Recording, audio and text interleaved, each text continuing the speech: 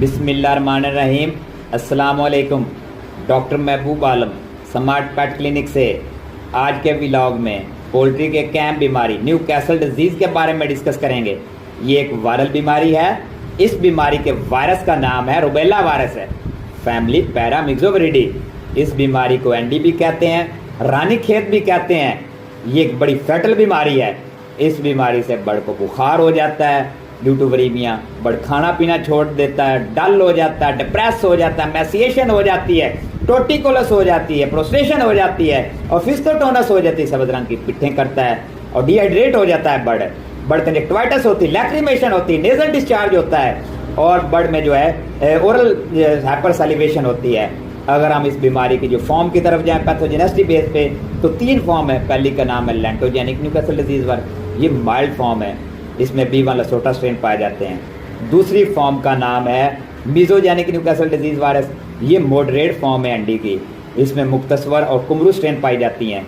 तीसरी फॉर्म का नाम है वेलोजेनिक न्यूकासल डिजीज वायरस, ये हाईलीपैथोजेनिक न्यूकासल डिजीज वायरस है। इसकी फर्दर 2 टाइप्स हैं।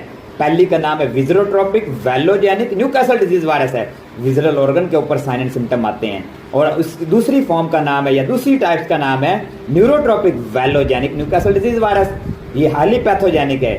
और फर्दर जो एक और टाइप्स है उसका नाम है very virulent velogenic Newcastle disease virus, ये 100% मोर्टेलिटी काज कर सकती है। अगर हम इस बीमारी की sign and symptom base clinical sign base पे मजीद फर्दर जाएं तो पोस्टमार्टम फाइंडिंग में देखें तो बर्ड के जो है वो ट्रेकियाटिस, बर्ड को ओपन करें तो tracheitis, lung congested, air sacculitis, proventriculus haemorrhages, ventriculus haemorrhages और इंटेस्टाइन में अल्सर फार्मेशन हो जाती है और ये बटन फार्मेशन होती है, अल्सरेशन हो जाती है, सिकल टॉन्सिल्स कंजेस्टेड, नेक्रोटिक और हेमरेजिक हो जाते हैं और लीवर जो है वो पेटोमगाली उसके ऊपर नेक्रोटिक फोसाई बांध जाती है, स्प्लिनोमगाली हो जाती है, रिप्रोडक्टिव ट्रैक में सल्फेजिनाइटिस हो जाती है और विश शेप एग्स प्रोडक्शन होती है। और इस बीमारी से ड्रॉप इन एग प्रोडक्शन भी होती है क्योंकि ये रिप्रोडक्टिव सिस्टम के ऊपर बड़ा सीवियरली इफेक्ट करती है, रेस्पिरेटरी सिस्टम के ऊपर इफेक्ट करती है, डाइजेस्टिव सिस्टम के ऊपर इफेक्ट करती है और नर्वस सिस्टम के ऊपर इफेक्ट करती है। इस बीमारी में लेमनेस भी शो होती है। ये बीमारी बड़ी फेटल है और मल्टीपल ऑर्गन डिसफंक्शन हो जाते हैं, फेलियर हो जाते हैं। वो क्यों होते हैं? क्योंकि सेप्टिक शॉक होती है, क्योंकि हाइपोथर्मिया हो जाता है, हाइपोथर्मिया से septic shock which lead to disseminated intravascular coagulation which lead to death of the birds. और इसके अगर हम डायग्नोज की तरफ जाएं, तशखीस की तरफ जाएं तो by clinical sign and symptoms, postmortem findings, virus isolation और हीमोग्लूटिनेशन इनहिबिशन टेस्ट से इस बीमारी को तशखीस कर सकते हैं, डायग्नोज कर सकते हैं और PCR टेस्ट से भी कर सकते हैं, एलाइजा टेस्ट से भी कर सकते हैं।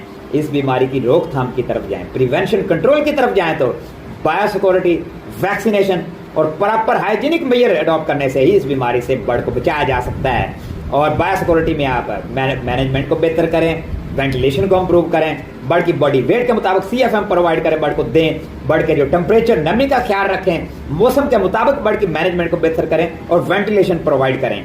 अगर हम इसकी ट्रीटमेंट की तरफ जाएं, इस बीमारी का कोई ट्रीटमेंट नहीं है क्योंकि ये वायरल बीमारी है। आप सिर्फ सेकेंडरी बैक्टीरियल इन्फेक्शन के लिए ब्रॉड स्पेक्ट्रम एंटीबायोटिक दे सकते हैं। अगर मल्टीपल ऑर्गन डिसफंक्शन नहीं, फेलियर नहीं है तो फिर आप बर्ड को इंजेक्टेबल फॉर्म में एंटीबायोटिक दे सकते हैं।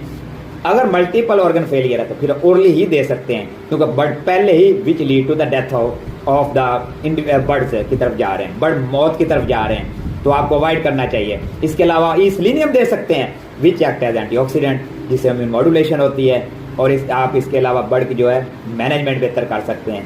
ये बीमारी गुर्दों के ऊपर भी इफेक्ट करती है, नेफ्राइटिस काज करती है, यूरेट फॉर्मेशन हो जाती है और सेकेंडरी बैक्टीरियल इन्फेक्शन से मोर्टेलिटी मजीद बूस्ट होती है। और ये इस बीमारी का जो इंक्यूबेशन पीरियड है वो 2 से 15 दिन का है क्योंकि ये बड़ी ही डेंजरस बीमारी है। ये पोल्ट्री की बड़ी डेंजरस बीमारी है। ये गेम बर्ड्स में पाई जाती है, ये आम चूज़ों में पाई जाती है, पोल्ट्री में पाई जाती है, ये चिकन में पाई जाती है, लेयर में पाई जाती है, ब्रीडर में पाई जाती है, ब्रॉयलर में पाई जाती है। तो इस बीमारी से सिर्फ रोकथाम का मेथड एक ही है, वैक्सीनेशन और बायोसिक्योरिटी है। इसके अलावा इस बीमारी से बचना बहुत मुश्किल है। इन मेथड को अडॉप्ट करना चाहिए ताकि अपने चूज़े को सेहतमंद रखें और ताकि जो फार्मर है वो लॉस से बच सके। और इसकी जो ट्रांसमिशन है वो सिर्फ हॉरिजॉन्टल ट्रांसमिशन, वर्टिकल ट्रांसमिशन नहीं है इस बीमारी की। ये आप बात ज़हन में रख लें, इसकी कोई वर्टिकल ट्रांसमिशन नहीं है, सिर्फ हॉरिजॉन्टल ट्रांसमिशन है इस बीमारी की। शुक्रिया, जज़ाकल्लाह। और खैरा। Thank you. अस्सलाम वालेकुम।